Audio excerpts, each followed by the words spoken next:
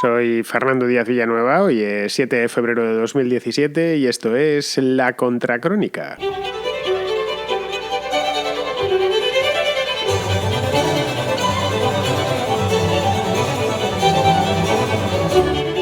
Hace 3 días, Estados Unidos anunció una batería de sanciones contra Irán, contra la República Islámica de Irán. La cosa se materializó al final en sanciones contra 13 personas concretas y 12 empresas iraníes, nada más. Una batería muy pequeñita por lo que se ve, ¿no?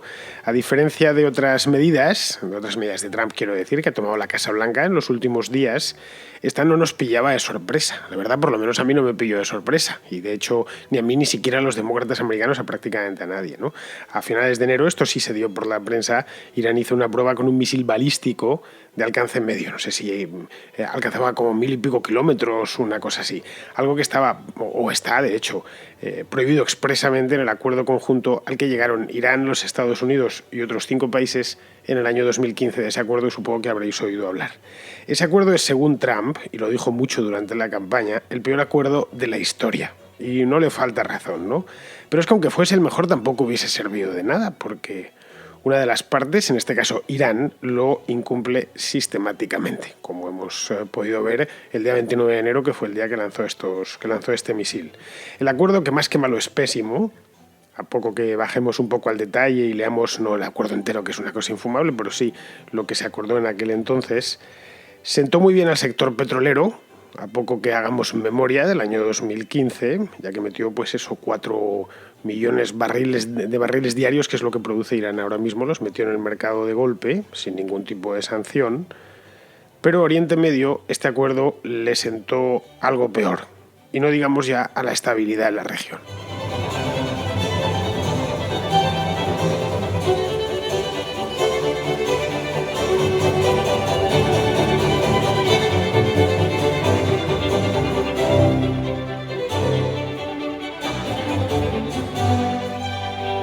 Antes de nada vamos a hacer un poquito de memoria, que nunca está de más hacerla. En el verano de 2015, vamos a movernos mentalmente hasta el año 2015, es nada, es muy un viaje en el tiempo, un viaje de mierda, como diría aquel, ¿no? Porque es aquí al lado, es hace 2 años solo. Pues en aquel verano, si mal no recordáis, los que tengáis memoria y leyeseis la prensa por aquel entonces, las noticias internacionales, que son siempre entretenidas, es la información internacional por variada, siempre es entretenida, a mí me gusta mucho. Pues bien, en aquel verano, creo que fue en el mes de julio, se llegó a un acuerdo en Viena, en concreto, entre Irán y los 5 miembros permanentes del Consejo de Seguridad de las Naciones Unidas, que son Estados Unidos, Rusia, ya sabéis, esto viene de la Segunda Guerra Mundial, eran los aliados esencialmente, más China. Está Estados Unidos, Rusia, está Francia, Gran Bretaña y China, son 5 miembros. En origen estaba Taiwán, y luego, a partir de los años 70 de Nixon, pues tomó su puesto, se lo quedó la China Popular. Aparte de estos 5, se metió también la Unión Europea y su alto comisionado, como se llame, y después Alemania, como potencia principal de Europa y tal. Bien, pues todos estos países firman un acuerdo conjunto se llamaba, para poner fin, en principio, la idea era esa, a las veleidades nucleares de Irán. Se vendió, de hecho, muy bien y con muchas ganas. Tenía, en aquel verano, pues Obama estaba en plena luna de miel, un año más de luna de miel con los medios, y era por fin se acaba el problema iraní. La diplomacia ha tenido un triunfo, salieron todos los presidentes y todos los primeros ministros del mundo diciendo esto por fin, demostramos que la diplomacia funciona frente a la guerra, frente a las tácticas belicistas de otras épocas, ¿no? La idea era, como digo, reorientar el programa nuclear de Irán, reorientarlo hacia fines pacíficos. Es decir, podéis desarrollar la energía nuclear por si queréis construir reactores nucleares para generar electricidad, estáis en vuestro perfecto derecho como cualquier otro país. Ahora bien, no para hacer armas nucleares. Simplemente el club nuclear es muy reducido, acceder a él es difícil, es complicado, además el resto del mundo no quiere que esté, y me parece perfectamente lógico. Es decir, la idea de contenerlo. Si casi cada país del mundo empezase a disponer del arma nuclear, pues las posibilidades de que hubiese una hecatombe nuclear aumentarían en la misma proporción. Bien, y en aquel momento Irán aceptó eliminar sus reservas de uranio enriquecido, las que ya tenía, y sus centrifugadoras de gas, es decir, todos los elementos que se necesitan pues, para estas cosas, ¿no? Se comprometía también a enriquecer uranio con la idea de fisionarlo en una central, en el futuro en una central eléctrica, solo en una instalación, nada más, en todo el país, y siempre bajo control o bajo supervisión, mejor dicho, de las Naciones Unidas, en concreto de la Agencia para la Energía Atómica, la Agencia Internacional para la Energía Atómica. A cambio de esto, de simplemente abandonar esto, que por otro lado es una cosa descabellada, se puede perfectamente un país vivir sin programa nuclear bélico, quiero decir, a no ser que lo que estés deseando es pegarte con tus vecinos. No sé, España no tiene armas nucleares, pues que tampoco creo que las necesite. Tampoco las tiene Alemania, ni Italia, ni Argentina, ni Canadá, y no las necesita. Si mañana el gobierno español se pusiese a desarrollar un programa de armas nucleares, yo sería el primero en oponerme, por el gasto para empezar, y segundo porque no tendría sentido. ¿Qué amenazas tiene el país y a quién le va a tirar el arma? ¿A quién le va a tirar la bomba nuclear en cuestión? Evidentemente el ejército tiene la función de defender al país y en el caso pues, de que invadiesen una costa o una ciudad o algo así, pues se podría defender con armas convencionales sin necesidad de utilizar armas nucleares, ¿no? Bien, Estados Unidos, la Unión Europea y la ONU en general, ¿no? Es decir, la comunidad internacional, como se suele llamar, pues se comprometían, sí se comprometían primero los iraníes a esto, con unos plazos que estaban muy bien puestos en el tratado de que estos tratados sean pesados porque lo quieren tener todo previsto y es imposible, pero bueno, se comprometían a retirar las sanciones que pesaban sobre Irán desde el año 2006. Había sanciones de mucho antes, pero a partir del año 2006 es cuando se endurecen. Y que en el caso de la Unión Europea, además, estas sanciones habían llegado a un embargo petrolero abierto.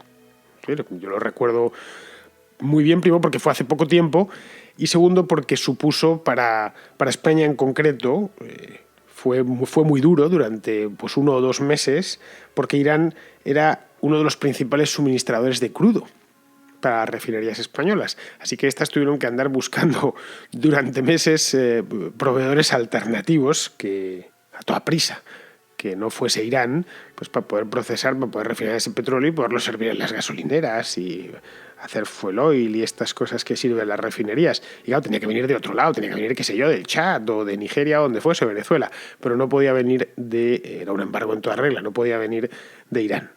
Bien, uno de los compromisos de Irán, y en concreto de su nuevo presidente, Ahmadinejad, no manda en Irán, no es presidente de Irán desde el año 2013.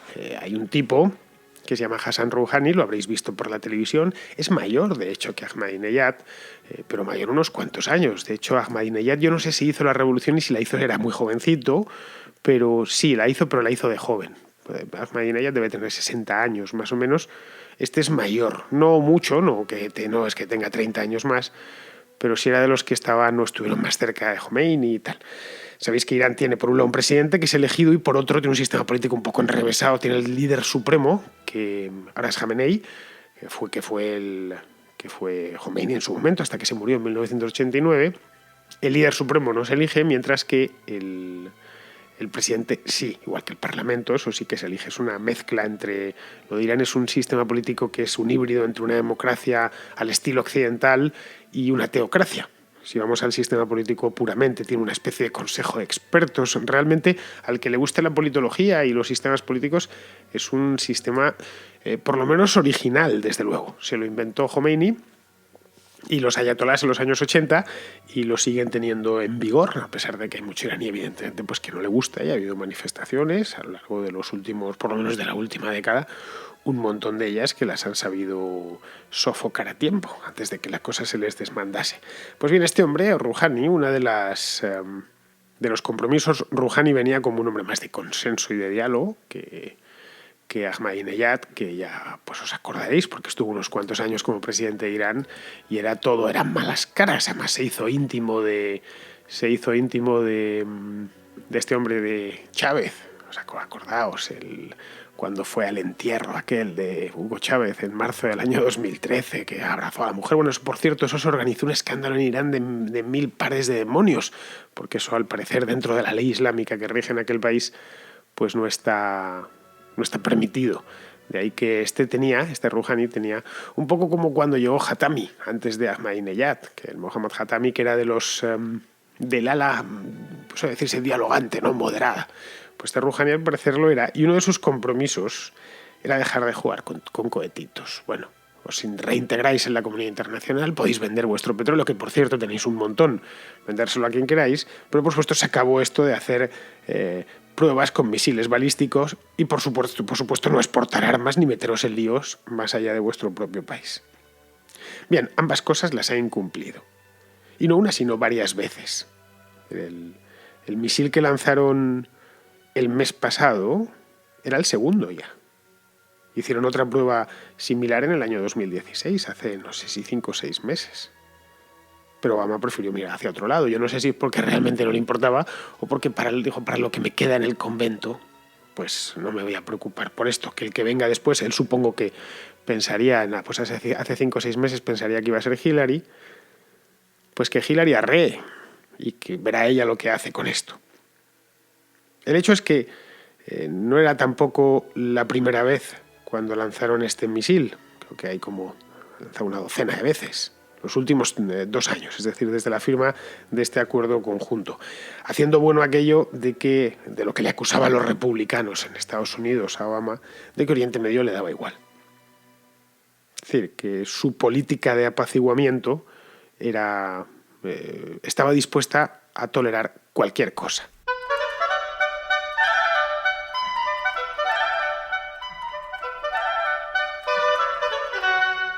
A estas alturas, y menos con Irán, y no solo con Irán, prácticamente con todos los países de Oriente Medio, podemos estar seguros de algo, y es que la política esta de apaciguamiento a la que hacía referencia antes de Obama en Oriente Medio no ha funcionado. Y no ha funcionado en ningún punto de la región, no solo en Irán, sino en ningún otro.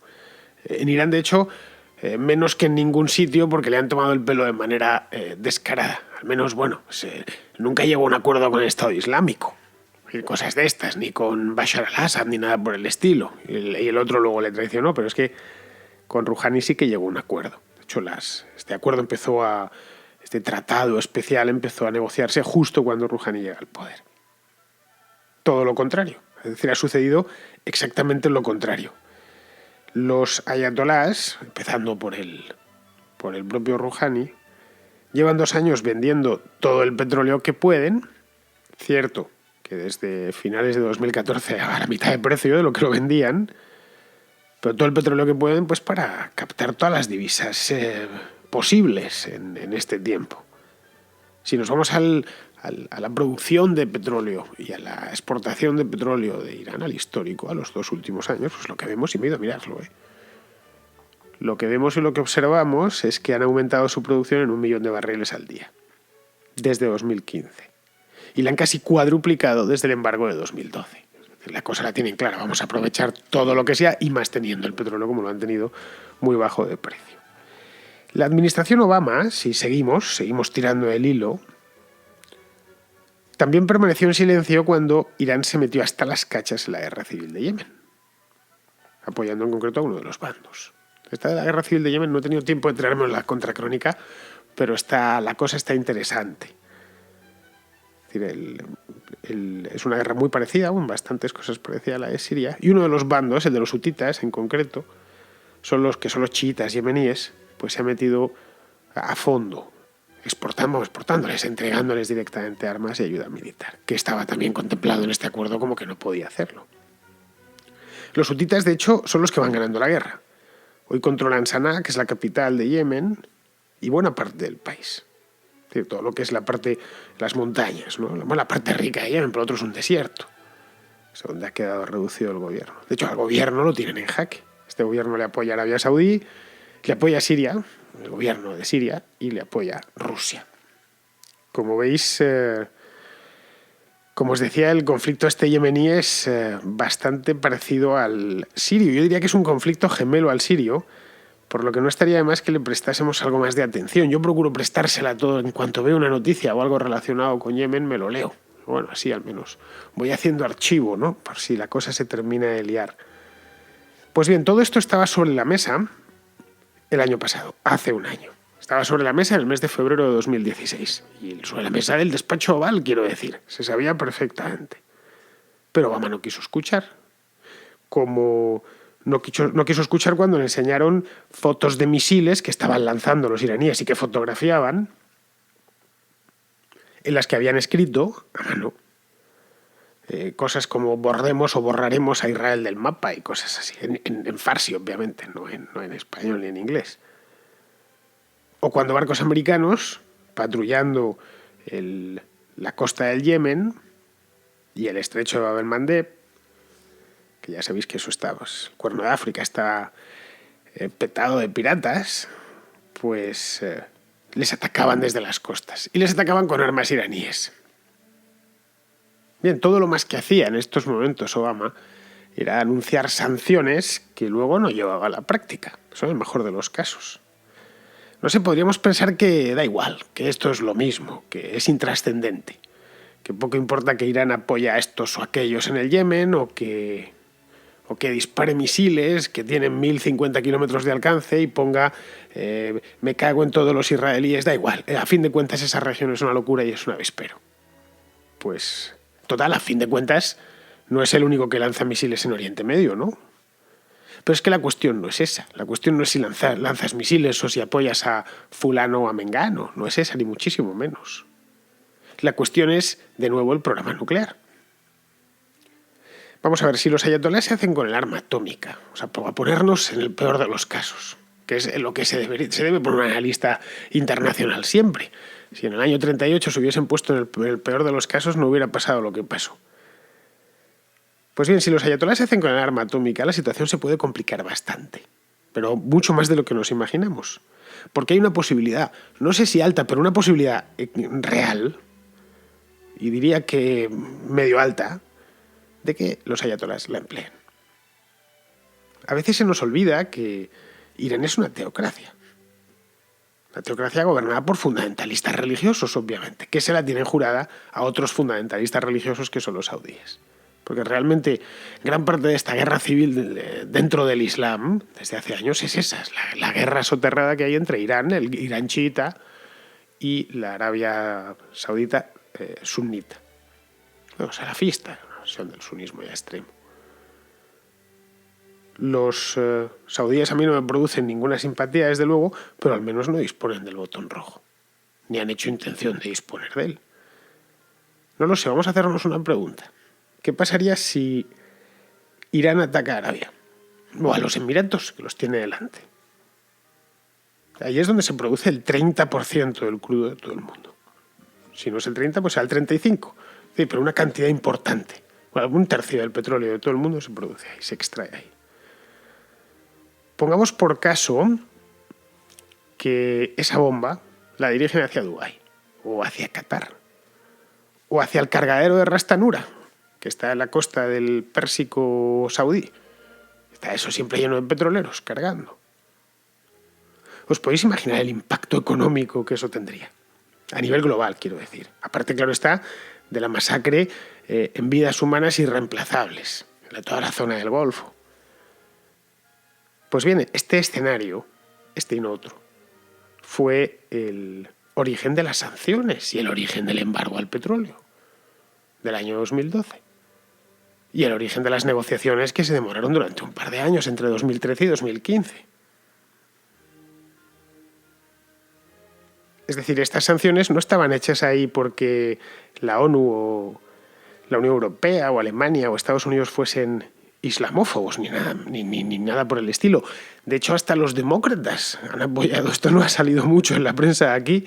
Yo lo encontré, pues ¿dónde lo encontré? Lo tengo por aquí porque de hecho lo acabo de ver. Aquí está, efectivamente.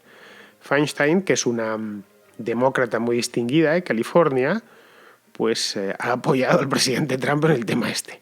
Pues dice, bueno, al margen de lo que este hombre haga, las locuras que pueda hacer, en este tema tiene razón y hay que pararles los pies de una vez. Feinstein, que, bueno, tiene unos cuantos años, digamos, sabe lo que Dianne Feinstein se llama, es una senadora demócrata. Pues como esta, muchos más. Lo que sospecho es que al final no va a quedar otra opción, al menos con Irán, que volver a las sanciones.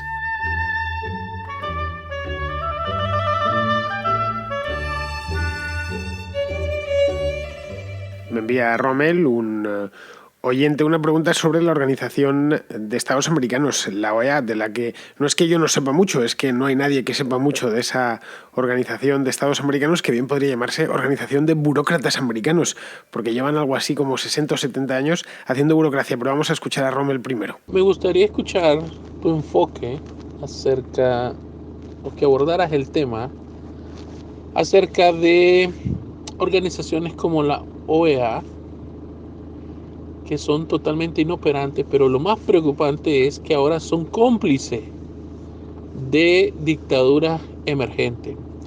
En este sentido, se demostró en el golpe de Estado de Honduras hace muy poco tiempo, y ahora le dio el respaldo, de cierta manera, a la nueva dictadura que está en Nicaragua. Me gustaría escuchar tu opinión.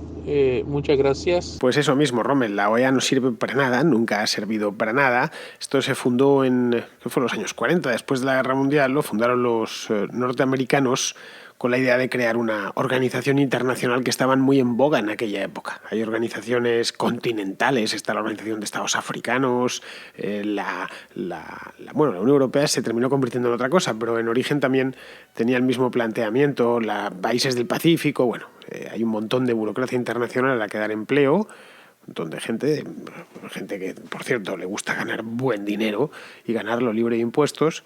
Entonces, pues la OEA es una de estas. Esta tiene la sede en Washington. A Castro nunca le gustó porque le echaron de la OEA. Tampoco le gustaba Chávez en vida. Y Chávez, de hecho, se montó una estructura de alianzas internacionales paralela a la OEA. La cosa esta de la CELAC, por ejemplo, pues es una cosa similar. Los países del ALBA, para tratar de puentear lo que pudiese a la OEA, a la que acusaba de estar al servicio de los Estados Unidos. Por lo demás, en lo que pasó en Honduras en el año 2009, aquello de Zelaya y de Micheletti y tal, es que queda muy lejos, ya estamos en 2017, recuerda. A Honduras la sacaron de la OEA, pero luego la volvieron a admitir poco después. Es decir, aquello no sé si era por salvar un poco la cara o algo así, pero decir que si te echan de la OEA tampoco pasa nada. Cuba estuvo fuera durante muchísimos años y no pasa nada. Su capacidad de legislar es nula. Se dedican a condenar a unos, a condenar a otros, tratando siempre de mantener, salvar la cara, como lo que hicieron con Zelaya, una cosa así, pero vamos, que no sirve para nada, ni sirve ni ha servido. Lo que tampoco debe de costar mucho. Tienen una sede ahí en Washington DC, por cierto, está Isabel la Católica, una estatua de Isabel la Católica en la puerta de la OEA. Yo la primera vez que fui a Washington me la enseñaron, como era español me dijeron, aquí está la reina de España, de España exactamente, no de Castilla, pero bueno, me vale. Y estaba puesta allí la estatua justo delante de la OEA, y nada más te puedo decir porque nada más hay que decir de algo tan burocrático, aburrido e intrascendente como la Organización de Estados Americanos. Si me hubieras preguntado por el ALBA, por una cosilla que fuese más ideológica y que hubiese tenido mayor influencia en la historia de América, la OEA ha tenido muy poca tirando a ninguna. Si hubiera que hacer un artículo, qué sé yo, de 12.000 caracteres sobre la OEA, costaría llenarlo, costaría llegar al carácter número 10.000, eso te lo garantizo, porque no da más de sí, en serio, no da mucho de sí.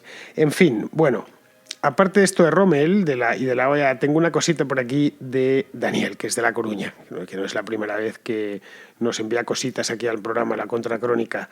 Él quiere contarnos una noticia mierder, lo cual le agradezco, así no la tengo que contar yo. Una noticia mierder más la va a contar muchísimo mejor que yo, porque él está en La Coruña, cosa que yo no estoy allí. Quiere contarnos un par de cositas, una noticia mierder, o dos noticias mierder encadenadas, que han salido en la prensa local. Te quiero pasar una noticia sobre la remodelación de la avenida principal que entra a La Coruña, que quiere hacer Marea Atlántica, avenida que se llama Alfonso Molina de toda la vida, pero desde que ganaron estos le vienen llamando sistemáticamente Avenida de la Vedra, que al parecer es el nombre antiguo en gallego. Vamos, que es un nombre que no conoce nadie. Yo, para empezar, soy de Coruña y la primera vez que oí hablar de la Vedra tuve que buscar para darme cuenta de que era Alfonso Molina, porque si no, no me daba cuenta. O sea, veía la Vedra y decía, ¿qué es esto de la Vedra? ¿Una avenida nueva que hay? Yo nunca la escuché. Bueno, pasa la noticia porque te va a encantar. La Marea pedirá a Fomento praderas y huertos urbanos alrededor de la Vedra. Bien, subtítulo. El plan municipal busca, entre comillas, esto lo dijeron ellos, distorsionar la lógica capitalista en vallas e indicadores. Declaraciones de los propios concejales, distorsionando, al igual que en el caso de las vallas publicitarias, la lógica capitalista. hablan de la remodelación y piden que por cada 50 metros cuadrados de vallas publicitarias se ofrezcan otros 10 metros cuadrados para, entre comillas, comunicación social. ¿Qué van a poner aquí? No lo sé. Seguidamente, atención porque el perroflautés de esta frase es totalmente genuino. A no ser por las protestas del vecindario en la pasarela del Viña, una persona podría salir de la ciudad todos los días sin percibir jamás ninguna actividad con cuerpos no motorizados involucrados. Creo que hace referencia a bicicletas. Esto Daniel cualificaría como podenoticia mierder, que es el híbrido entre noticia mierder y podenoticia. Es perfecta, no sé, lo de las calles ya es un clásico, lo de andar cambiando el callejero, es como que quieren quedar, pasar a la posteridad y como no pueden pasar a la posteridad construyendo una pirámide porque no se la pueden pagar, pues ya no hay dinero en la caja como había hace 10 años, pues se dedican a cambiar el nombre de las calles, en muchos casos a inventárselo.